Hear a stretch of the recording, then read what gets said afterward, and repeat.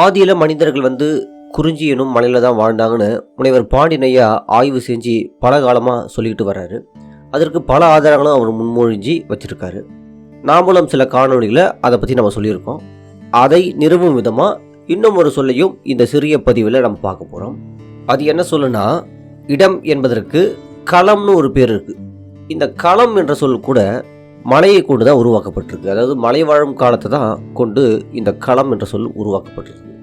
எல்லா சொல்லிற்கும் தமிழில் பொருள் இருப்பதனால இந்த சொல்லாய்வை கொண்டு இதை எப்படி சொல்கிறேன்னு பார்ப்போம். கல் கூட்டல் களம். இங்கே கல் என்பது மலையை தான் குறிக்கும். மலைக்கு தான் கல் என்ற ஒரு பேரும் இருக்குது.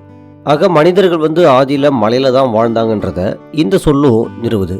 அது மட்டுமல்ல, இதே சொல்லிலிருந்து தான் அகலம் என்ற சொல்லும் வந்தது. அதாவது அகன்ற களம் என்ற ஒரு பொருளை தான் அகலம் என்ற சொல்லும் உருவாக்கப்பட்டிருக்கு.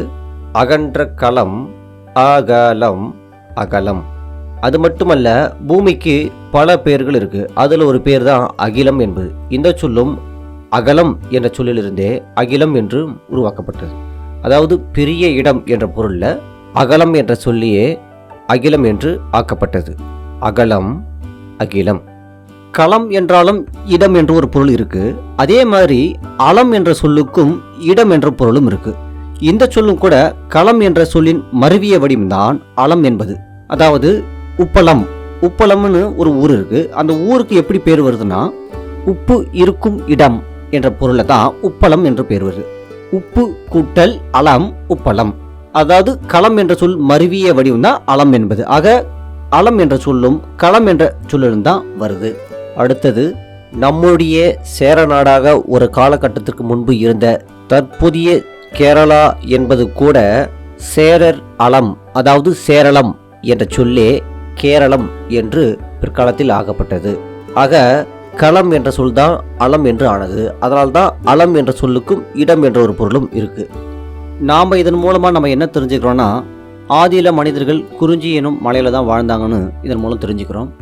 இந்த பதிவு மூலமாக நம்ம தெரிஞ்சுக்க வேண்டிய விஷயம் என்னென்னா, ஒரே ஒரு சொல்லு தான், ஆனால் பலவிதமான விடயங்களுக்கும் அந்த சொல்லை பயன்படுத்துகிறாங்க தமிழில். இந்த சிறப்பு தமிழில் மட்டும்தான் இருக்குது, மற்ற மொழியெல்லாம் கிடையவே கிடையாது. அதாவது ஒரு சொல்லை கொண்டே, அந்த ஒரு சொல்லுக்கான பொருளை கொண்டே மற்ற எல்லா விடயங்களுக்கும் பொருந்தும் வகையில் ஆதியிலே தமிழர்கள் இப்படிலாம் பேர் வச்சுக்கிறாங்க. இதை பற்றி நீங்கள் என்ன நினைக்கிறீங்கன்றத கீழே கமெண்டில் சொல்லுங்கள்.